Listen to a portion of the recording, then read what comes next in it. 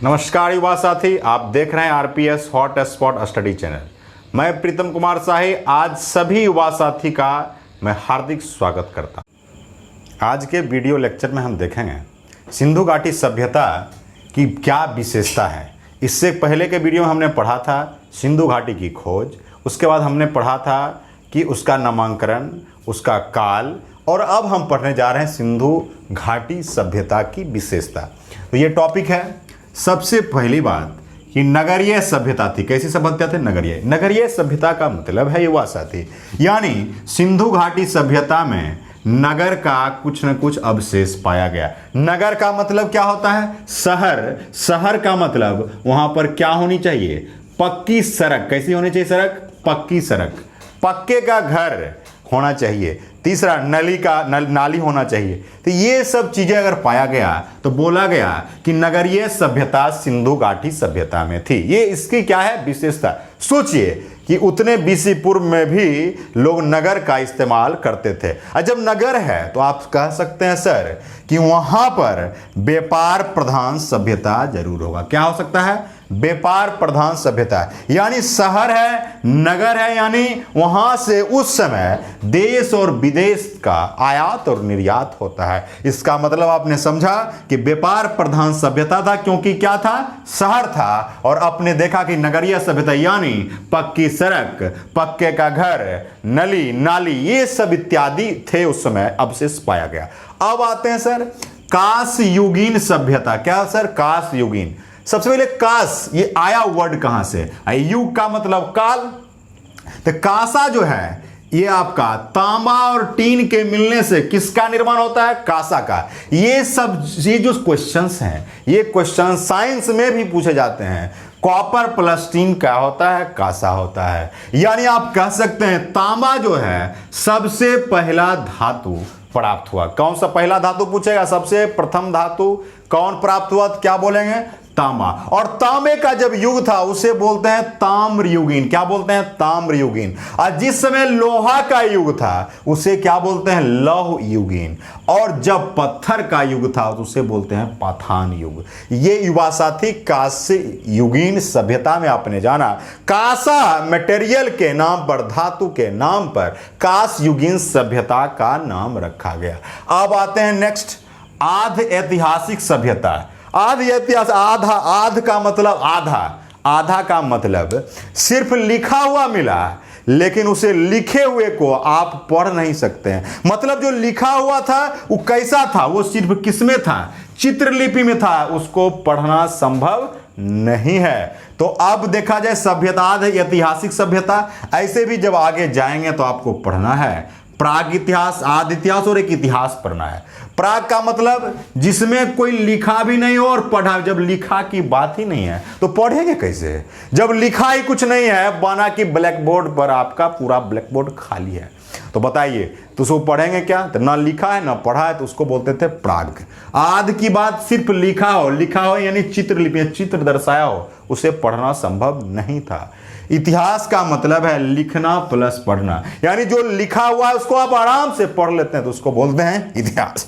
अब आते हैं सर सभ्यता में, विशेषता में शांति प्रिय सभ्यता। शांति प्रिय सभ्यता का मतलब है कभी ना अस्त्र शस्त्र का कोई भी तरह का अवशेष सिंधु घाटी सभ्यता में नहीं मिला था। जब नहीं मिला इसका मतलब उस समय लड़ाई झगड़ा की बात नहीं होती थी। इसका मतलब कैसी सभ्यता थी? शांति प्रिय सभ्यता थी। और मैंने इसके बारे में बता दिया, व्यापार प्रधान वही होगा जो क्या होगा? शहर होगा। जैसे देखते हैं बेसिक रूप से कि गांव में, तो गांव में किस पर डिपेंड करता है? लोग कृषि पर। लेकिन शहर का लोग किस पर डिपेंड करता है? शहर का लोग करता है व्यापार पर, यानी देश विदेश से भी उसका आयात निर्यात होता है।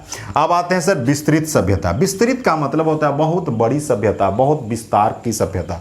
मिस्र, जिसे नील नदी की सभ्यता कहते हैं, वो सिंधु घाटी सभ्यता से उसका क्षेत्र क्या था? छोटा था। यानी सिंधु घाटी सभ्यता का क्षेत्र किससे बड़ा था? मिस्र और नील नदी की सभ्यता से। यानी मिस्र और नील नदी की सभ्यता किससे छोटी थी? सिंधु घाटी सभ्यता से। अब आते हैं सर राजनीतिक क्या था सिंधु घाटी सभ्यता के समय में। तो अलग अलग इतिहासकारों का अलग अलग बोली है कि उस समय राजनीति होती थी, राजनीति का सिस्टम था। लेकिन इसमें अभी तक जितने भी इतिहासकारों का मंथन हुआ है अभी तक निर्णय नहीं हो पाया है, क्योंकि ये सब जो है अनुमानित हैं, एग्जैक्ट हिस्ट्री में नहीं हो सकता, इसलिए अभी तक इतिहासकारों में मतभेद चल रहा है, इसलिए राजनीतिक की बात नहीं हो पाई। अब आते हैं सर आर्थिक देखिए, बिना अर्थ का यानी बिना पैसे का, बिना मनी का, बिना सिस्टम का आप कुछ भी नहीं कर सकते हैं। यानी देशी और विदेशी व्यापार यानी देश और विदेश का व्यापार उस समय होता था, और जब देश और विदेश का व्यापार होता था इसका मतलब शहर है। क्या है सर? शहर है। अब आते हैं सामाजिक दृष्टिकोण से जब देखा गया तो सामाजिक दृष्टिकोण में जब वैदिक काल में आते हैं युवा सत्य, किस काल में? वैदिक काल में समाज को 4 भागों में बांटा गया, ब्राह्मण, क्षत्रिय, वैश्य और शूद्र, 4 विभागों में डिवाइड किया गया। इसको बेसिकली रूप से वैदिक काल जब पढ़ेंगे तो डिटेल से पढ़ेंगे। वैदिक काल के लोग किस पर निर्भर थे? कृषि पर। लेकिन सिंधु घाटी सभ्यता के लोग किस पर निर्भर थे? व्यवसाय पर। गौर करने की, क्योंकि वो शहर था। वैदिक काल की जब बात आएगी तो किस पर निर्भर था? कृषि। तो समाज में जब बात कर रहे थे तो 2 टाइप का नगर था, यानी कहीं अमीर का जगह था, कहीं गरीब का। तो कैसे पता चला? अमीर का जो घर था वहां पर बहुत कृत्रिम टाइप के घर का अवशेष मिला, वस्तुओं का अवशेष मिला, तो वहां देखा गया, उसको क्या देखा गया? उच्च नगर निर्देशित किया गया। और जहां पर आपका लो क्लास का घर था यानी गरीबों का शहर था तो उसे क्या कहा गया? निम्न नगर कहा गया। अब जब आते हैं सर सांस्कृतिक सभ्यता की बात होती है तो देखा गया सिंधु घाटी सभ्यता में बहुत सारे मूर्ति, बर्तन, लिपि, नापतोल और नृत्य, ये सब चीज़ों का अवशेष पाया गया। इसीलिए पता चला कि सिंधु घाटी सभ्यता में भी सांस्कृतिक सभ्यता शामिल था। तो ये बेसिकली रूप से युवा जाति आपका सिंधु घाटी सभ्यता की क्या है सर? विशेषता युवा जाति।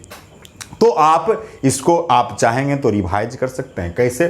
तो नगरीय मतलब नगर यानी पक्की सड़क होगा, आपका पक्का का घर होगा, नली नाली तंदुरुस्त होगी यानी उसका अवशेष प्राप्त हुआ होगा। कांस युगीन की बात करेगा तो यानी कांसा यानी तांबा और टीन के मिलने से क्या होता है? यानी कांसा का प्रयोग हो रहा होगा, इसलिए बोला गया।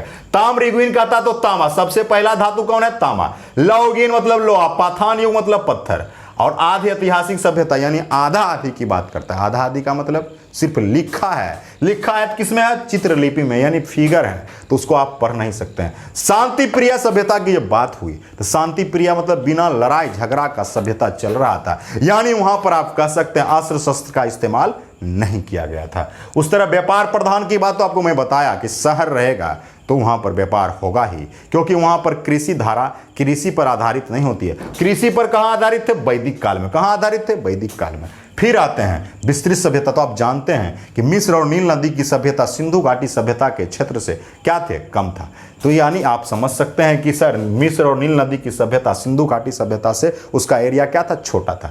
अब आते हैं राजनीतिक में। तो राजनीतिक में बहुत मतभेद अभी भी चल रहा है आपके इंडिया में, देख सकते हैं। उसी तरह उस समय भी मतभेद था, तो कोई आदमी कहा ही नहीं, कोई आदमी बता ही नहीं पाया कि क्या क्या सिस्टम था, क्योंकि सब इतिहासकार का कुछ से कुछ कहना है। इसका मतलब ये एडजेक्ट तो है नहीं, इसका मतलब ये सब जो है जो खुदाई के वक्त मिला उसके अनुसार पर इमेजिन किया गया है, सोचा गया, समझा गया, खोज किया गया, रिसर्च किया गया, लेकिन पता नहीं चल पाया। जब आर्थिक की बात है, आर्थिक का मतलब क्या होता है? पूंजी, यानी देशी व्यापार विदेशी व्यापार दोनों होते, क्योंकि शहर था।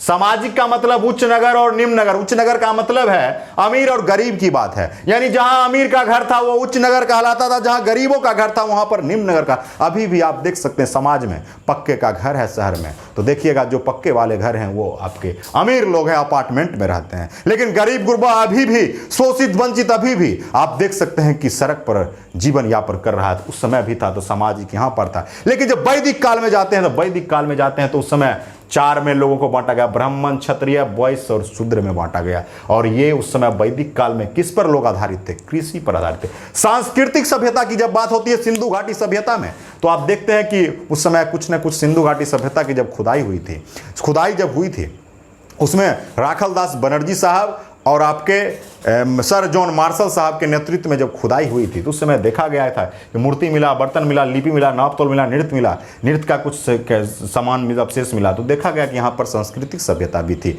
बहुत बहुत धन्यवाद साथी।